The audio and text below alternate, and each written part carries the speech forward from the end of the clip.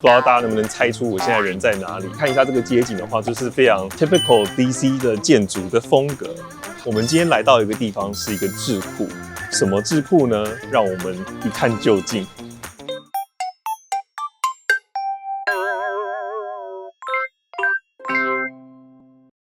Hello， 大家好，今天就只有我一个人。我今天呢来到一个很特别的地方，这个地方其实我们在过去提到不少次。哒啦，这里就是 Global Taiwan Institute 全球台湾研究中心，就是 GTI。我不太确定中文是不是这样翻，但是因为我通常都是讲英文，所以就是 GTI。那 GTI 呢是在华府唯一一个完全 focus 在台湾议题上的智库，很多的 co-founder 都是台湾人，这就是它特别的地方。然后今天呢，我们会为大家开箱 GTI。好，让我们来看看今天里面有没有人。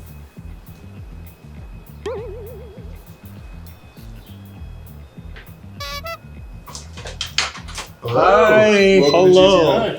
How are you guys? Hi, I'm Jerry. I'm Katherine. I'm a research associate here at GTI. Really nice to meet you. And I'm Marshall, a program associate here. It's great to meet you, Jerry. Thank you guys for coming by. All right, so come on in. This is kind of the main space of the GTI. This is where during non-pandemic, we have most of our events. So if you follow me here, if you imagine kind of rows of chairs, this is where we have our audiences. And then in the front, we'll have a table of speakers. Usually our events can be every 2 weeks, every 3 weeks, there's an event on a certain topic. Kind of the uniqueness of GTI is that we focus only on GTI, which it really allows us to delve into a whole variety of issues. It's not only security and IR specifically. We do a lot of social issues as well, cultural events, a lot of different things, almost anything that you can think of that could be researched and discussed that relates to Taiwan. So all kinds of different events can be hosted here. Exactly. It's pretty frequent when, it's not the pandemic. Right now, the space is unfortunately empty and all of our events have been available online. So if anybody is interested in some of the past events, especially in the past year, you can definitely check out YouTube and see, the different events that we've had. Yeah, we do hope to go back in person at some point, but for the time being, we're doing a good job, I think. But we miss having everybody in this room. It's just not the same without it. Oh, absolutely. All right, thank you, Katherine, for giving a brief introduction of the GTI. So now we are sitting at this main meeting gathering area, and then in front of the GTI backboard, I feel like I'm hosting a very serious conference right now. It's very different because of the pandemic. Everything is online. Because I remember back in 2 years ago, I watched the video because you have a lot of meeting. And then you will live stream on YouTube. This place is packed with people. I can imagine I won't say tiny, but it's not very spacious.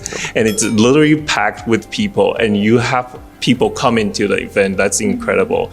So I think my first question will be, a lot of Taiwanese audience, like our main audience are in Taiwan. And then in our articles, we quite often refer to some reports from think tanks, but still I think a lot of the audience, they don't quite understand how think tank works in DC. So can you tell us a little bit about that? Of course, happy to. Really what think tanks do is really trying to delve into certain issues based on the think tank's focus, doing research on them, writing about them, discussing them, and just trying to make sure that people are educated about them, be it, people in the government who are making the policy decisions, or be it the public who, should know about these issues for a variety of reasons. Yeah, I think a big part of policy is just sort of the conversation, and that policy is formed on what's kind of in the conversation right now. And right in DC, there's always, where we're so close to the government, there's always a policy conversation going on. And I think the goal of think tanks is to really contribute to that conversation, become part of it. And especially when we're talking about GTI, such a smaller think tank, our goal is to really inject Taiwan into the conversation and make sure people are talking about Taiwan and are aware of it and are informed about it. GTI is right now, I think, the only think tank in DC that focuses solely on Taiwan-related issues. I think this is very valuable because, of course, other think tanks, they also do some research on Taiwan, but most of the time they focus on like probably more on the cross-strait perspective or security perspective.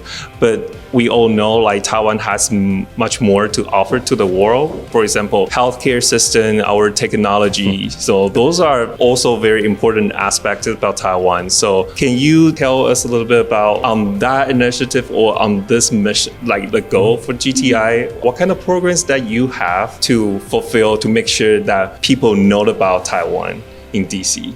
So where do I even start? I feel like there's so much. That GTI is actually a very new think tank. We've only been around for nearly 5 years. We haven't even reached the 5-year mark. And the reason that GTI was created was exactly what you mentioned. There was no think tank before us that was solely focused on Taiwan. Especially when you hear about Taiwan, you will hear about, cross-strait relations, about, the dangers posed by China, all of these things that kind of are on the front line, but you don't really get to hear about more, nuanced issues or Taiwanese culture or demographics or how Taiwan can contribute to the international society. And so what we do here is obviously addressing some of the really mainstream and big questions revolving around Taiwan. But what we also try to do, almost maybe more often than anything else, is look into some of the smaller issues, not necessarily smaller in importance. One of the main ways that we try to do this is by writing. So we have a publication which comes out every 2 weeks, and we try our best to keep it fairly short, still quite accessible to most people, and people actually read it. In those articles, we try to not only address some of the big issues, but things from human rights and migrants' rights, which actually is an issue that has been discussed quite a bit on social media, I've seen. Do you have a couple more that you can think of? There's so many. Yeah. There's so many. Cross-strait trades, semiconductors, down to supply chains are a big one now. To gay rights in Taiwan and East Asia, everything. And then I feel like another thing that has been covered really well by one of our colleagues, Jennifer, is just Taiwan's relations with a whole variety of countries that maybe are not as frequently featured. Sometimes there are some very interesting aspects to those relationships are then highlighted, and people realize Taiwan is actually engaging with so many countries on so many levels, and people just don't really know about it. There are just so many things that most think tanks just don't have the opportunity to look into because they are looking into other things. And thanks to our focus, we really get to look into a lot of these things. So many think tanks around the world, and particularly in DC, treat Taiwan kind of as just sort of a small island off the coast of China. It's just a small part of the China relationship that we have to talk about when we're talking about US-China relations. I think our goal here is just to make it clear that Taiwan may be a small island, but it's got huge impact on the world. It has really vibrant culture. It does so many things that people don't know. And I think it's way too often in DC and around the world that people think of Taiwan as nothing more than the security concerns. But we want to prove that, there are the security parts. We can't avoid talking about that, but all of our programs are intended to kind of make Taiwan sort of a well-rounded thing, that people understand that Taiwan is a country. Taiwan is a place that has a population of fascinating people, a great democracy. We want to touch every bit of that. I would just add to that, in addition to discussions and doing research, we also have cultural programs. In the past year, we did an online film festival, 8 movies, and then also some talks with the directors back in Taiwan. Thanks to doing everything online, we were able to just connect with them being in Taipei, which was very exciting as well. In the fall of this year, we'll also have, again, we are just trying to make sure that people are aware of not only Taiwan's policy issues, but also Taiwan's culture and language, everything that comes kind of together when it comes to discussing Taiwan. You say GTI is a relatively new think tank, but I also think the past 5 years are very important years that we see the US policies towards Taiwan have changed significantly, right? So I don't know if you can share some of the personal experience, like what did you see in DC from that that change? Sure. 5 years ago, I was in Taiwan. So I lived in Taipei for a year. And when I was there, none of my friends back here knew what Taiwan was. They knew the name. They knew it was a place that there were a lot of things that were made in Taiwan, but they didn't know much about Taiwan. But the last 5 years it changed everything. And particularly the last couple years, where Taiwan has gone from a name that people know to a name that just about everybody knows. People are talking about it on the Hill all the time, in the Senate and Congress. It's a huge topic now, especially as the world has gotten more aware of the problems of China and the influence of China. Like you said, disinformation, misinformation. I think there's so much more awareness of that now, and people have seen that Taiwan is kind of on the forefront. Taiwan is right in the shadow of China and has been dealing with this for years. People are looking and seeing how well Taiwan's done. Every effort from China to undermine Taiwan, Taiwan has flourished and done great. 6 years ago, 7 years ago, there'd been much less to talk about. There would have been much less of an audience. Like you said, our room was full of people when you were here last. I think 6 years ago, 7 years ago, that would have been a much smaller crowd. I would definitely say that simply the fact that Taiwan has done so incredibly well in a whole number of issues, be it global health, combating disinformation, has really made our work a lot easier because we don't really even have to look for the issues or the topics sometimes. Taiwan shows us what to write about and what to discuss, and then we just try to make sure that people in the US are aware of it. And so a lot of our events have been along the lines of, look, Taiwan has been doing really well at this. This is what they've been doing. The US, or maybe also Europe, or the West in general, maybe apply some of these lessons to how we address certain issues here. And so I really feel like Taiwan has been a place that we look to sometimes to try to figure out our own issues. Quite incredible, but it is the truth. And I'm originally from Europe, and I follow also Taiwan-Europe ties and issues related to that. European nations as well as the US have been noticing this, and there has been growing interest in cooperating in Taiwan and just kind of, seeing what they're doing in general. I do remember that in 2019, late 2019, I was writing an article about Taiwan, Czech Republic, and it felt like the most, minor possible issue that I could have possibly chosen, because who cares? And since then, I've truly realized how much of an issue, Taiwan, Europe, and we're very lucky to be able to be here at the time that we are, because it's been fascinating. So I didn't know that you lived in Taiwan before. I also want to ask, Katherine, have you been to Taiwan, and what's your experience with living there? I actually lived there as well.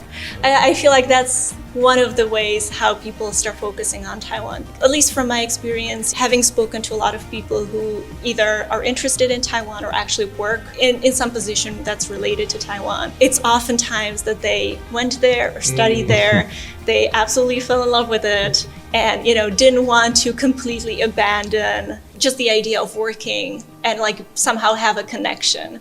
And that was my case as well. I started learning Chinese in my first year of bachelor's. Luckily, one of my teachers, she had been to Taiwan, she studied there. So she recommended me for a scholarship, which is oftentimes how European and American students end up going to Taiwan, is thanks to a scholarship. And after some time there, not too long actually, I completely loved it.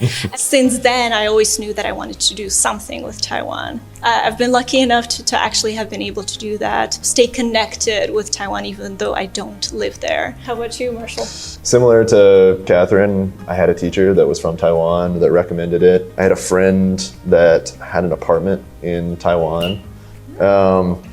And so I went and stayed with her and taught at a high school in Taipei. Yeah, you can't go to Taiwan and not want to keep working with Taiwan. I recommend it to everybody. The food is wonderful, the people are great, it's a beautiful country. There's no better recommendation for Taiwan than going to Taiwan. It's just a beautiful place. That's amazing. Just one trip that changes everything. Okay, so finally, I think this is the final question. You mentioned about that you have some initiative and programs that try to attract more student, right? The more young audience. We receive this kind of questions a lot that a lot of people will ask us. If I'm interested in international study, especially U.S.-Taiwan relations, how can I plan my career? How can I plan my future? Since you guys are here working in DC, I believe this is a very different working environment because the people coming here, they are diplomats, they work for government, everything is so different. For people who are interested in this field, what would be your advice? I would say, first of all, come here. You have to be here in person and experience it. That's really the first and really the main step. There are many ways to do so. And actually, GTI is a pretty good resource for that. We do have internships as well as scholarships and fellowships. For scholarships, we admit students or recent graduates every 4 months or so. So, just check out our website and see what time works for you and feel free to apply.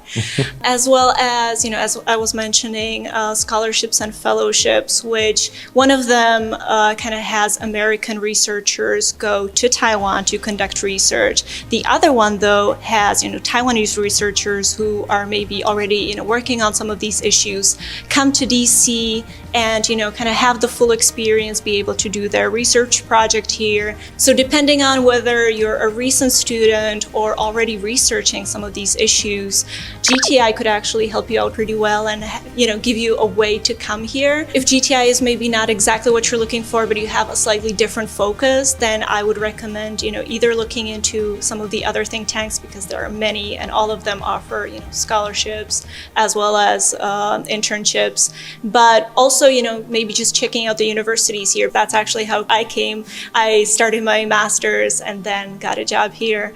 Studying is also kind of the main ways. Yeah, no, you covered it well, but there's not one single way to get into this field. There's a lot of different routes. I think everyone that works at GTI has taken a slightly different path to get here. But I think a big part of it is, being in DC helps a lot. In the US, the main city that you need to be in if you're doing international relations or especially Asia policy. And I think in addition to what Katherine said, there are internships everywhere that are great and just give you a good chance to just meet people. And that's kind of what I would recommend is that DC, despite it being a pretty big city, the policy world is pretty small. And especially when you get into smaller things like Taiwan or, other smaller countries and stuff, it's all about just sort of meeting the right people and just talking and just getting out there and being part of the conversation. So, there's so many events that happen. We host events all the time. All the other think tanks do, government does, and just meeting other people that are in that world and talking to them and being aware of it and even, writing if you want, submitting papers, going to university events. It's just a matter of getting into these small communities and meeting the people and just becoming part of it.